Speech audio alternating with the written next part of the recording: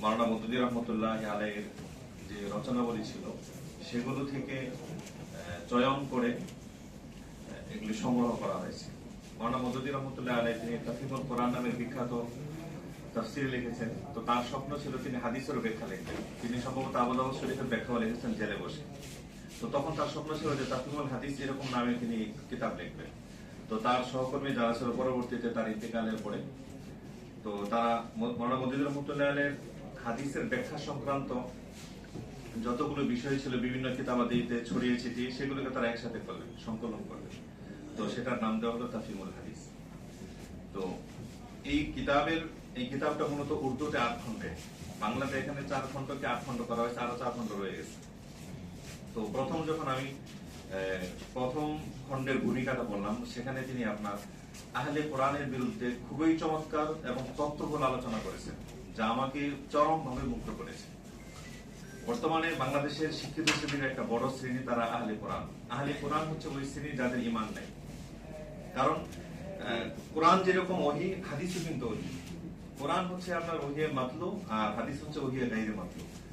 তো একই যেই ওহির আপনার শব্দ এবং মর্ম আল্লাহ কর্তৃক প্রেরিত সেটা হচ্ছে কোরআন, আর যেই ওহির মর্ম আল্লাহ কর্তৃক প্রেরিত আর শব্দ রাসূল কর্তৃক চয়নকৃত সেটা হচ্ছে হাদিস। এটাকে হাদিস ওহিয়ে গায়রে মাতলু বলে। সেটা দুটোই হাদিস, দুটোই আপনার ওহী। কোরআন যেরকম ওহী তদ্রূপ আপনার হাদিসও কিন্তু আপনার ওহী। তো মাওলানা মওদুদী রহমতুল্লাহ আলাইহি প্রথম খণ্ডের তার যে ভূমিকাটা আনা হয়েছে সেখানে তিনি খুবই চমৎকার ভাবে এবং খুবই সুন্দর ভাবে তিনি কি করেছেন, আহলে কোরআনের বিরুদ্ধে তিনি কলম ধরেছেন। তো এই বিষয়টা আমাকে খুব ভাবে মুগ্ধ করলো, যে কারণে আপনার সেই অনুবাদের কাজে আমরা সম্পৃক্ত হলাম। তো মাওলানা মওদুদী রহমতুল্লাহ আলাইহির যেমন তিনি আল্লামা ইবনে হাজার আসকালানী একটা বক্তব্য আছে, তিনি বলছেন যে পৃথিবীতে এমন কোনো মানুষ নেই নবী ছাড়া যার সকল বক্তব্যই গ্রহণ করা যায়, কিছু গ্রহণ করতে হয়, কিছু বাদ দিতে হয়। তো মাওলানা মওদুদী রহমতুল্লাহ আলাইহির রচনাবলী থেকে আমাদের উস্তাদ মুফতি সাইদ আহমদ বারানপুরী বলতেন মাত্র 5টা বিষয় আছে সমালোচিত। এই 5টা বিষয় বাদ দিলে বাকি তার যে বিষয়গুলো রয়েছে সেগুলো খুবই চমৎকৃত। তো এই বিষয়গুলো কিন্তু আপনার আলোচনা হতে পারে, কারণ জ্ঞান হচ্ছে একটি অবারিত জিনিস, একটা উন্মুক্ত বিষয়। সেখানে আপনার আলোচনা হবে, পরে আবার পর্যালোচনা হবে। তো সাহাবায়ে কেরামের যুগ থেকে সেটা চলে আসছে। আমাদের 4 মাযহাব 4টা হলো কেন, একটাই তো হতে পারত। একই আয়াতের বিভিন্ন রকম ব্যাখ্যা হয়, একই হাদিসের বিভিন্ন রকম ব্যাখ্যা হয়। তো একজন এসে সেটা যদি ভুল বলে থাকেন বা কিছু কম বলে থাকেন, সেখানে আরেকজন এসে সেটা সংযুক্তি দিবে, ব্যাখ্যা দিবে। সেই হিসাবে আপনার জ্ঞান হচ্ছে একটি অবারিত বিষয়, উন্মুক্ত বিষয় এবং একটা খোলা বিষয়। একজন আলোচনা করবে, তার পরবর্তীতে এসে অন্যরা সেটা ব্যাখ্যা করবে, তাতে কোনো সমস্যা নেই।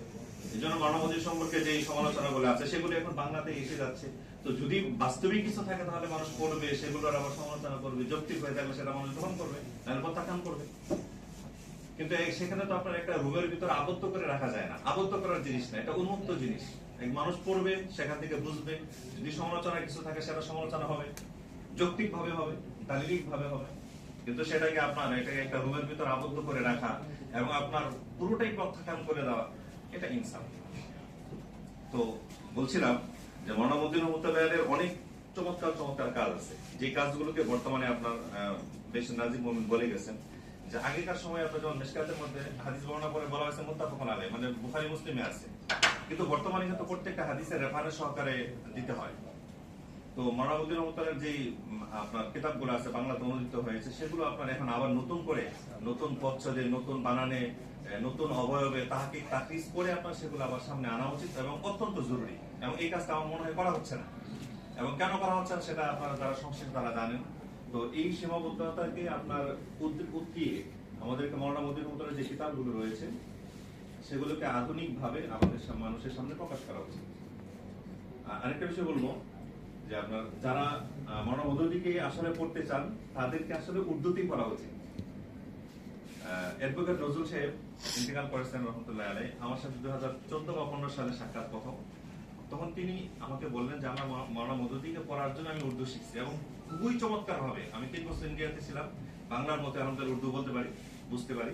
তো সেখানে তিনি আমার সাথে চমৎকার উর্দুতে কথা বলে মুগ্ধ হয়ে গেলাম আসলেই। কারণ মাওলানা মওদুদীর যে বৈশিষ্ট্য, এটা আপনার উর্দু ভাষার যে যত আলেম এসেছেন, সাহিত্যিক এসেছেন, তার মাঝে তাকে স্থান দিতেই হবে। তো এই জন্য যারা মাওলানা মওদুদীর রহমতুল্লাহ আলাইহির রূপ এবং রসকে যারা গ্রহণ করতে চান তাদেরকে আসলে উর্দুতেই পড়া উচিত। সকালে এটা মানুষ বুঝবে না, সাধারণ পাঠকের জন্য আমরা বাংলাতে করলাম, ঠিক আছে, কিন্তু আপনার যারা ভালোভাবে পড়তে চান এবং বুঝতে চান তার যে আপনার বৈশিষ্ট্যটা কি সেটা আসলে উর্দুর মধ্যে আছে, এটা অনুবাদ করলে কখনোই হবে না। যেমন উর্দু আর হিন্দির যে গানগুলো আছে আপনার পুরো পৃথিবীতে বিখ্যাত, যে কবিতাগুলো আছে এগুলো আপনার উর্দুতে অনেক বিখ্যাত, কিন্তু বাংলাতে সেটা আমরা অনুবাদ করলে এটা আসলে সেভাবে সুন্দর হয় না। যাই হোক, মৌলানা মওদুদী রহমতুল্লাহের কোনো বিষয় যদি সমালোচিত থাকে তাহলে মানুষ সেগুলোকে সুন্দরভাবে সমালোচনা করুক, কিন্তু সেটাকে একটা ঘরে আবদ্ধ করে রাখা এবং বিলকুলিয়া পুরোপুরি ভাবে সেটাকে আপনার একদম নিক্ষেপ করে দেওয়া, এটা ইনসাফ না, এটা জ্ঞানের তাকাজা না, এটা কোনো জ্ঞানী সমাজের কাজ এটা হতে পারে না। বরং প্রত্যেকটা জ্ঞানী মানুষের কাজ হচ্ছে সে ভালো জিনিসগুলিকে গ্রহণ করবে, কোনো খারাপ জিনিস যদি থাকে তাহলে সেটাকে প্রত্যাখ্যান করবে। আল্লাহ রাব্বুল আলামিন আমাদেরকে কবুল করুন এবং হাদিসের চর্চা, আমাদের ঘরে ঘরে হাদিসের চর্চা হোক, এবং যারা আহলে কোরআন আছে তাদের বিরুদ্ধে এই বইটা অত্যন্ত চমৎকার একটা দলিল। সর্বশেষ আরেকটা কথা বলবো, এই বইয়ের মধ্যে আপনার মৌলানা মওদুদী রহমতুল্লাহ আলাইহি আসমায়ে হুসনার এত চমৎকার আলোচনা করেছেন, আমি মনে করি সেটাকে আলাদা করে সিলেবাসের ভিতরে অন্তর্ভুক্ত করে দেওয়া হচ্ছে, যেন ছেলে মেয়েরা এবং সংগঠনের ভাই বোনেরা যেন সেটা করতে পারে। খুবই চমৎকার, সম্ভবত 129টা তিনি আসমায়ে হুসনা এখানে এনেছেন, এবং এত চমৎকার আলোচনা আসমায়ে হুসনা সম্পর্কে আমি আর কোথাও দেখি।